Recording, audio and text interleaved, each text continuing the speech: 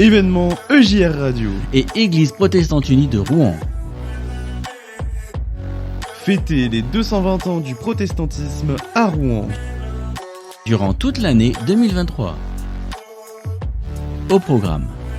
Concerts, Conférences, visites, expositions.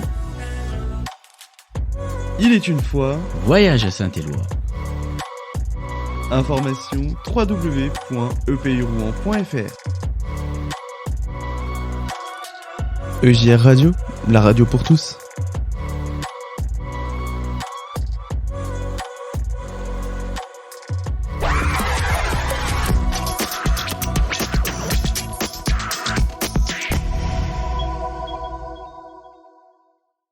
On est de retour sur EJR Radio, toujours ici au Temple Saint-Éloi pour parler de ce concert d'Eureka et de toute la journée qui vient de se dérouler ici à Rouen.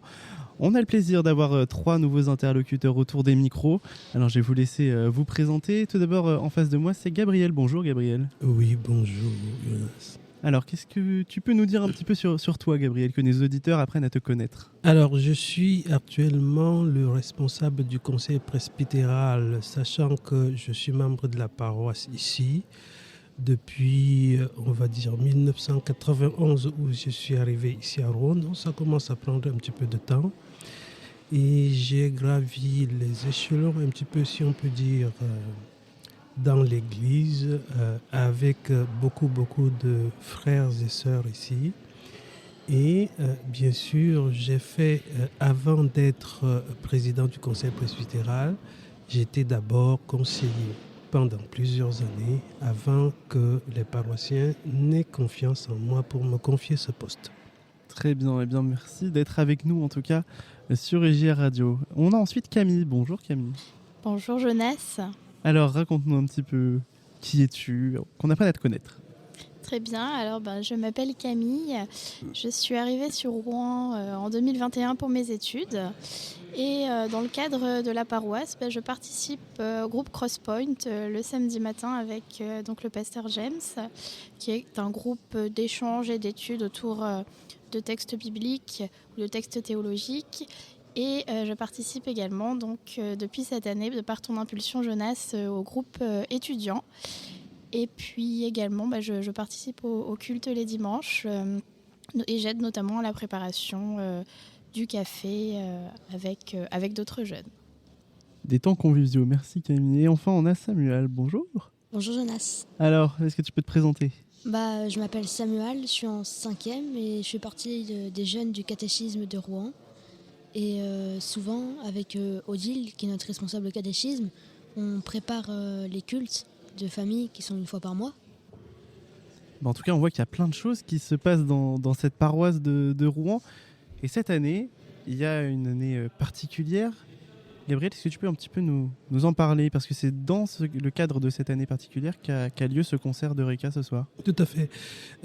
C'est une année assez particulière qui a commencé à être préparée en 2022. Alors, il faut comprendre un petit peu la jeunesse de ce projet. Il y a le temple Saint-Éloi qui a été accordé aux protestants par, bien sûr, l'État français. Il y a de cela 220 ans. Ça remonte. Oui, bien sûr, oui. Il y a également le célèbre discours de Martin Luther King. Ça fait 60 ans aujourd'hui. I have the dream.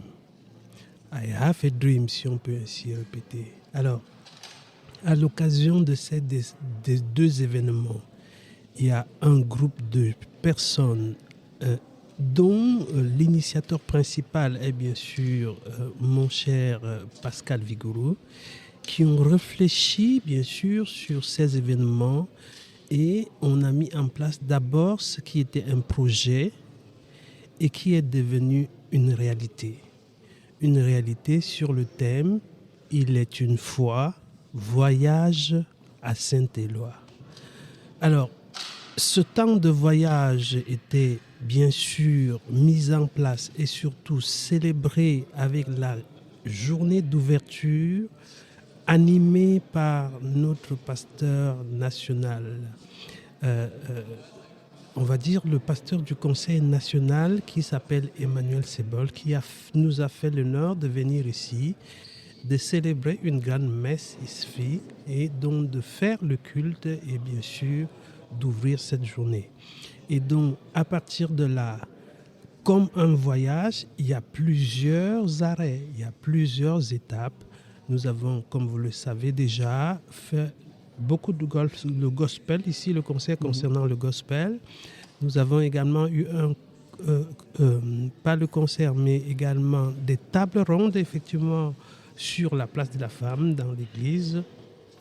Nous avons également eu dernièrement la conférence sur la manière dont Dieu nous parle aujourd'hui.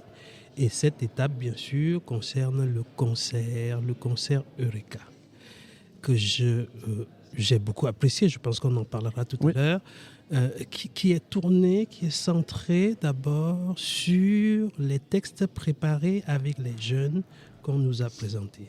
Mais je crois que je n'irai pas loin, on aura le temps d'en parler, je pense, bien sûr, que mes Camille est là, et puis là aussi, c'est une très très bonne chose. Et effectivement, on est en voyage durant toute cette année, et les jeunes, cet après-midi, vous vous êtes retrouvés avec Eureka et vous avez écrit un slam. Tu peux nous raconter un peu, Samuel ? Il a commencé par nous expliquer ce que c'était exactement un slam. Alors, avant que tu nous expliques, si tu as bien retenu ce qu'il nous a dit, pour vous deux qui n'étaient pas à l'atelier cet après-midi, pour vous, c'est quoi un slam ? Parce que peut-être que nos auditeurs se posent la question. Camille, pour toi, c'est quoi un slam ? C'est une bonne question. Pour moi, je dirais que c'est un genre de poésie qui est parlée sur une musique.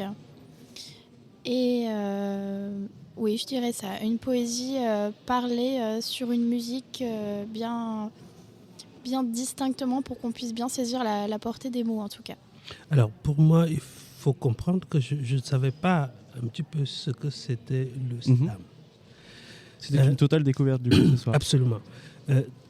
Je parle en termes pratiques, mais je comprenais quand même que c'était une certaine réflexion qui agence des mots pour en faire une musique compréhensible de tous. Voilà ce que je comprenais au début.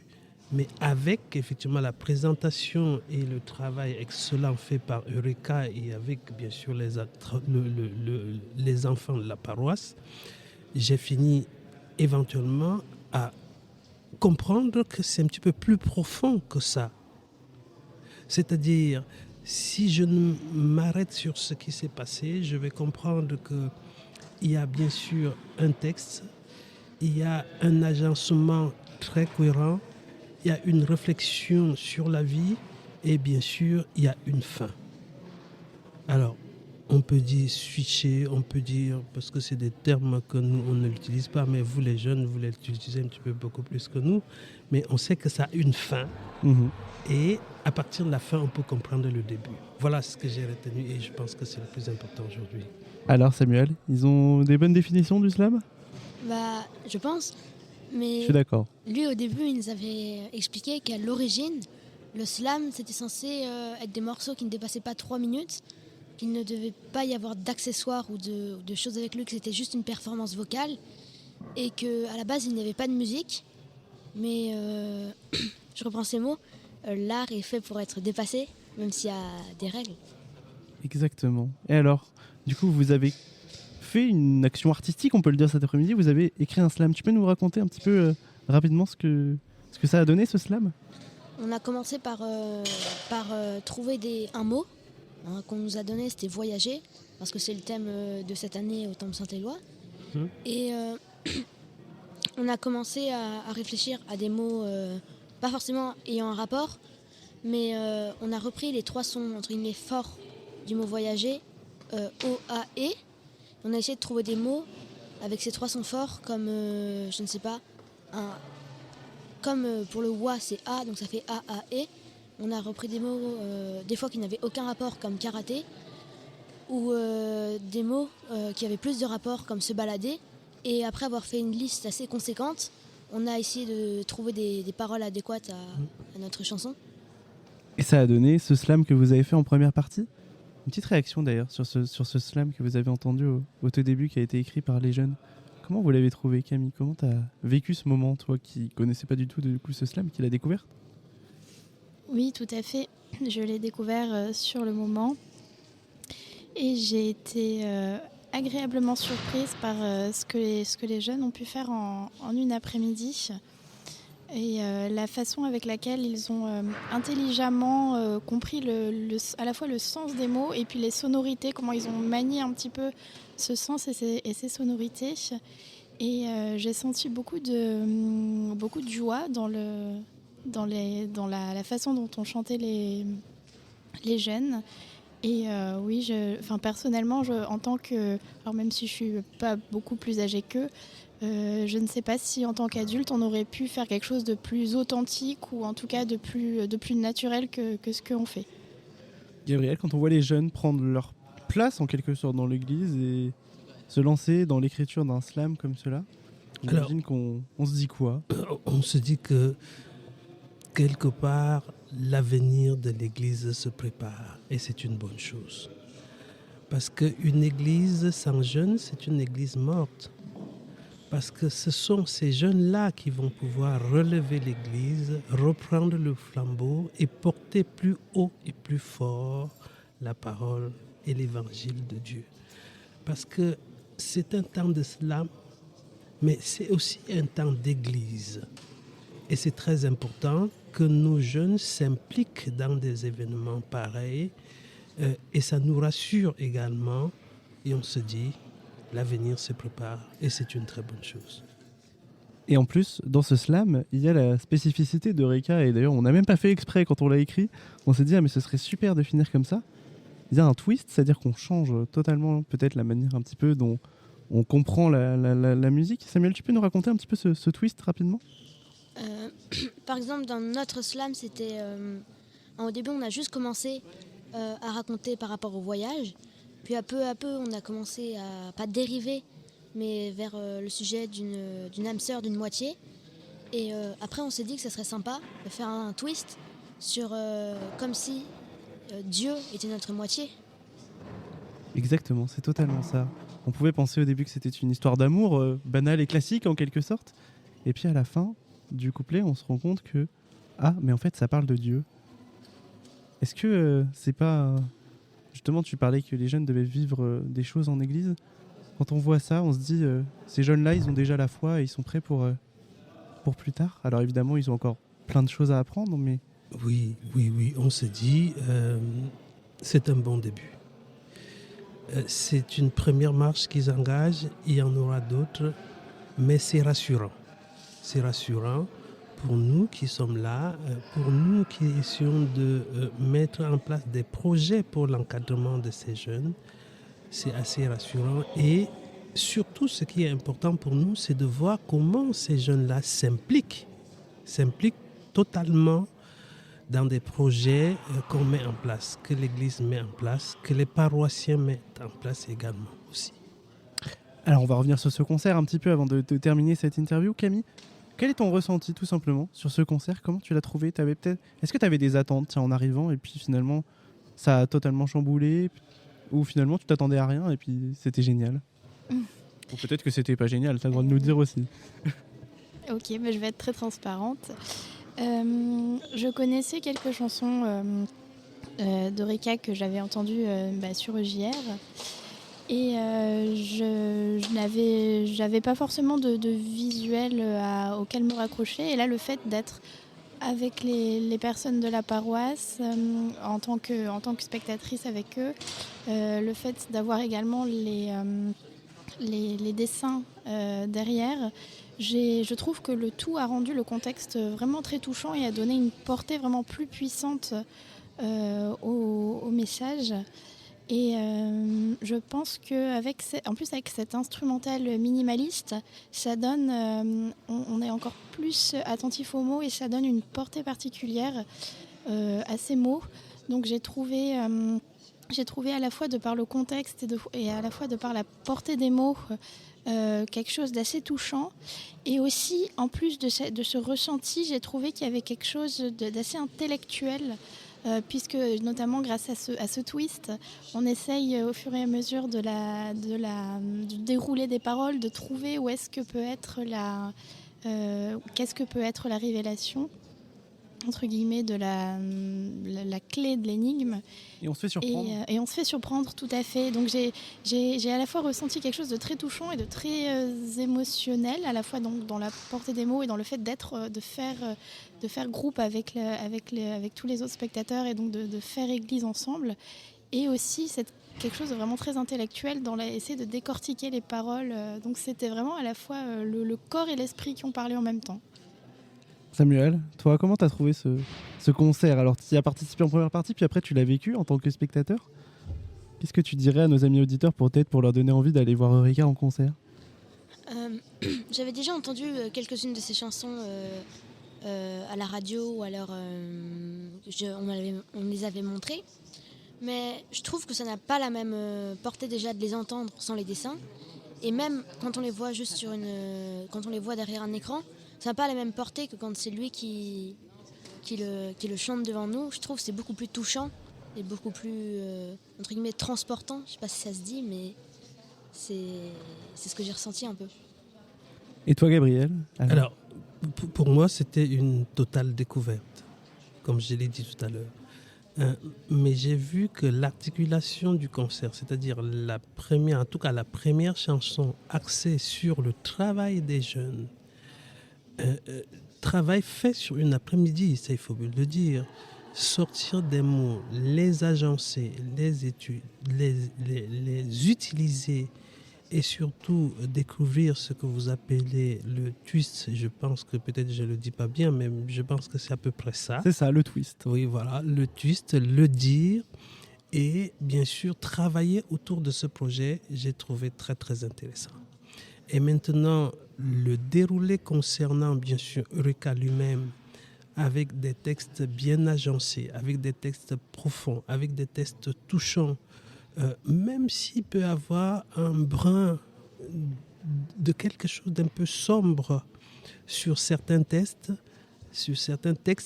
c'est très profond, c'est très envoûtant et j'ai trouvé que c'était très intéressant. C'était très intéressant pour moi, à titre personnel, mais j'ai aussi reçu quand même quelques confidences de certaines personnes qui sont venues me dire voilà, vous avez organisé quelque chose de bien, c'était bien qu'il soit là. C'est pas comme les autres concerts, c'est différent des autres concerts, mais c'est également assez profond et très très intéressant. Donc voilà ce que je peux dire du concert, de ce concert de ce soir. Et maintenant, notre interview arrive à sa fin, notre discussion, puisque notre interview, la petite tradition sur EG Radio, c'est de vous laisser la parole libre. Qu'est-ce que vous aimeriez dire aux gens qui vous écoutent, simplement, aujourd'hui, ce soir? Tout dépend quand ils nous écoutent, puisqu'ils peuvent nous écouter en podcast, je le rappelle, bien évidemment. Samuel, qu'est-ce que tu aimerais dire aux gens qui nous écoutent ce soir?